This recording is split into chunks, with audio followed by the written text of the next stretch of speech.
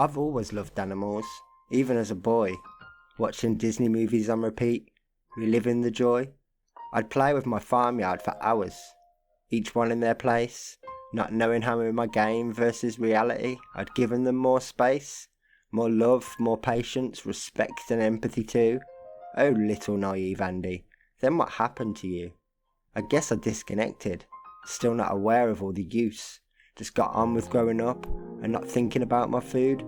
I still loved animals though, or at least I thought that I did, without really giving too much thinking into what each had to give for me to have my Domino's, my KFC or my chocolate milkshake. Now in my teens, not concerned about the origin of my plate. As I continued to grow myself, I was preventing others from doing the same. No thought for the impact, the consequences, or how I was to blame. More time passes by, and I'm an adult now, thinking it's time to settle down, but still don't consider how my choices stopped others from being around. A little bit older, grumpier, 2 kids later and I volunteered in rescue. Same time I started connecting the dots, asking questions, seeking the truth. I became vegetarian, started fostering, petitioning. I thought that was enough. I liberated my first animal, joined a subgroup, began to feel dead proud and stuff. Was no longer eating flesh, but still addicted to eggs and dairy.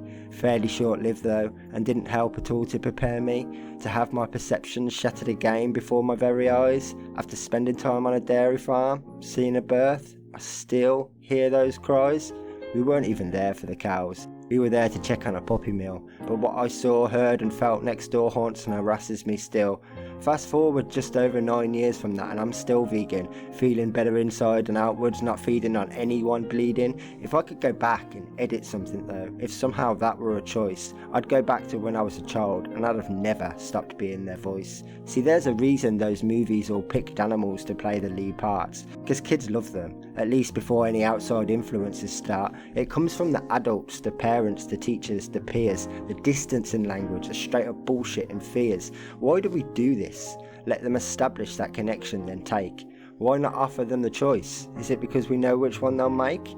If they cry about Mufasa, Dumbo, Bambi, Marley or Hooch, then how do you think they'd feel if they knew the truth about the food? It's our jobs to teach them, to guide them the very best that we can. So why are we feeding them somebodies and calling it sausages and ham?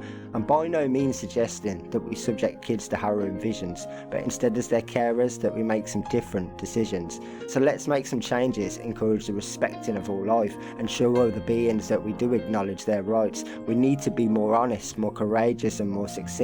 Compassion and understanding, these are our human instincts. Make it our aim for all forms of exploitation to be extinct, for us, our kids, for them and the world beyond. It's now the right time for us to acknowledge all these wrongs, else otherwise it'll be too late once everything's gone. So let's be better, seek better, think better, and for all of us to break free, for them to be released from their cages, stages and lives of slavery, and for us to break away from the misunderstandings of our societies and form a new one that's structured around showing far more empathy, because I know that we can be the futures that we wish to see. It's just going to take some serious effort from you all, including me, with a lot more giving and a lot less taking. It won't take too long to see the changes we're making. Read up, I didn't want to make any changes to me either, just like you, before I realised, accepted and acknowledged I had some serious me work to do. But now that I do, and I know that there's no excuse, and that if I can do it, there's nothing stopping you.